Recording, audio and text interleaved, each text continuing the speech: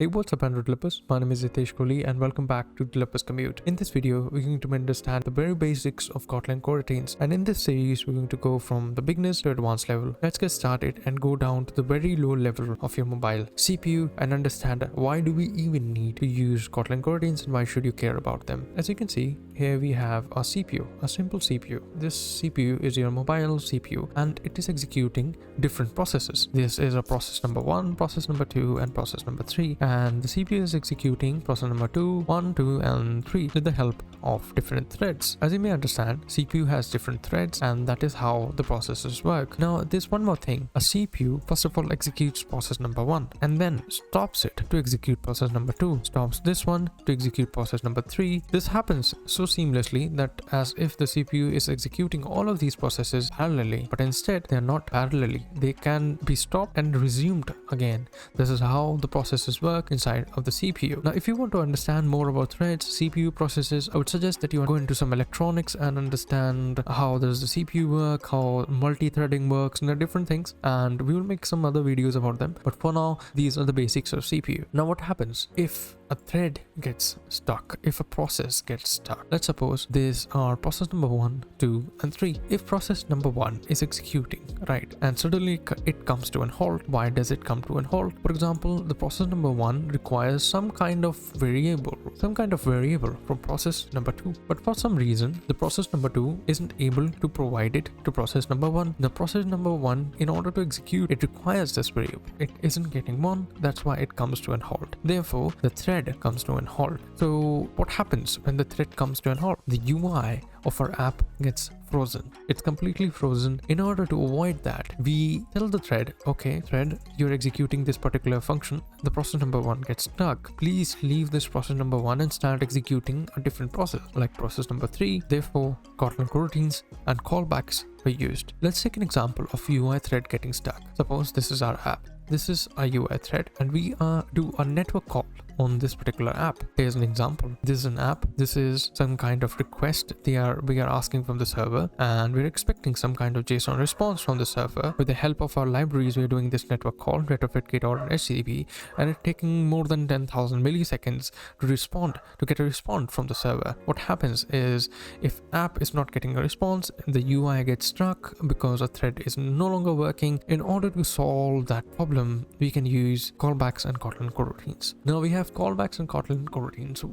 Why do we need Kotlin coroutines when we use callbacks? The callbacks is, if you understand what are callbacks can lead to callback hell. Multiple callbacks calling each other, and that's a hell of a task to think through for developers. That's why a simple thing, you can use Kotlin coroutines. But there is one more question. Since there are multiple threads inside of our CPU, we can just tell the CPU to use another of our threads. Why do we need Kotlin coroutines for that? Yes, that's true. We can tell the CPU to use another thread, but in order to switch between threads, there are a lot of CPU resources that are used. That's why we don't use them. We can easily do the switching with the help of Kotlin coroutines without using a lot of CPU resources. That's why Kotlin coroutines are so good. So what are Kotlin coroutines? Let's get down to the very basics, foundations of Kotlin coroutines, and understand what are the internals of coroutines. You can understand Kotlin coroutines like a framework that works on top of an actual thread. But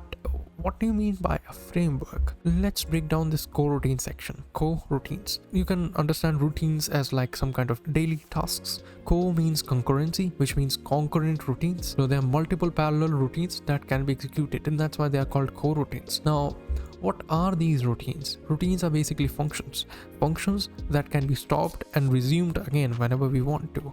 That's why these functions are also called suspended functions. As you can see, these functions can be suspended for a time and then resumed again. You will encounter this suspend keyword many times whenever you're using Kotlin coroutines. But I have a question. If you're not using any kind of thread, we are not switching between the threads, are coroutines like threads? Are there some kind of different threads? And if they are threads, why aren't they using CPU resources? Actually, Kotlin coroutines are not threads. They are just simple functions that run upon threads. They are used to tell the thread a process might get stuck here. You can switch to to a different thread, and it makes switching between the threads much more easier. That's why coroutines is used. Now, what are the different types of threads that we use? There are IO thread. Now, IO thread, as the name suggests, is used for the IO things like a disk or some kind of network application. The main thread, which is used for the UI updates. Then there is one more thread that is used for functions of CPU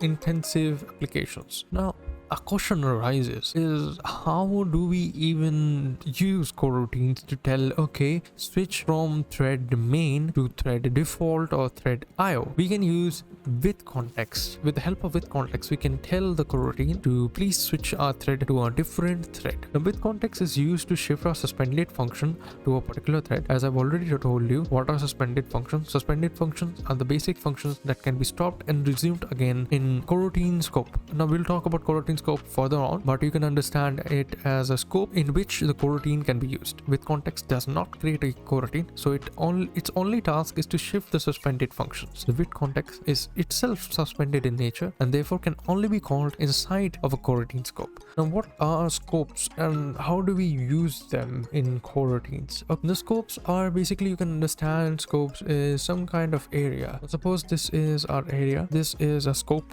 in itself, and we can use some kind of coroutine in this particular scope. What are different types of scope first? Okay, now this is called global scope. As the name suggests, the global scope means globally this scope is available, which means this scope is available throughout the application. But this scope is not preferred. Why? Because it can cause memory leak in your application. We will explore more about memory leaks further on, but for now, let's understand what are scopes. Now, if you understand what is MVVM, you will understand about view model. So this scope is available throughout the view model, and it will not cause any memory leaks because the Kotlin coroutines are actually cancelled when the view model expires. It's because how the view model internals function. We don't need to cancel Kotlin coroutines. Lifecycle scope simply means this scope is available throughout our lifecycle. And there's another scope called coroutine scope. Now, this scope can be used inside of the Jetpack Compose, which means a UI. With the help of this coroutine scope, we can create suspended functions inside of our UI thread. We'll explore more about coroutine scopes, what are the disadvantages, what are the advantages of everything. But let's get started with why do we need scopes. Scopes define the lifetime of a coroutine. As I have said, the scope is like an area where the coroutine can be used. If we want a coroutine to last the lifecycle of activity, we can use lifecycle scope to call the suspended functions. As soon as the activity is closed, the coroutine also finishes. And there's one more scope that I wanted to introduce, and it's very dangerous scope called run blocking. Please do not use it anywhere except testing. Now, if you want to call Kotlin coroutines, we can use two functions which are available inside of all of our coroutine scopes. We can use launch and async and await. Now, what are the difference between the launch and async and await? Launch basic fires and forgets your Kotlin coroutine, which means it does not expect any kind of returning value from your suspended functions. Instead, async and await actually expects some kind of value that is being written. So what happens is async fires your coroutine scope, right, the suspended function, and await actually waits for the suspended function to actually return a value inside of this view model scope. Maybe if you're using from view model or coroutine scope, whatever you're using. So async and await basically waits, and launch fires and forgets everything. And for now, this is it. Thank you for watching.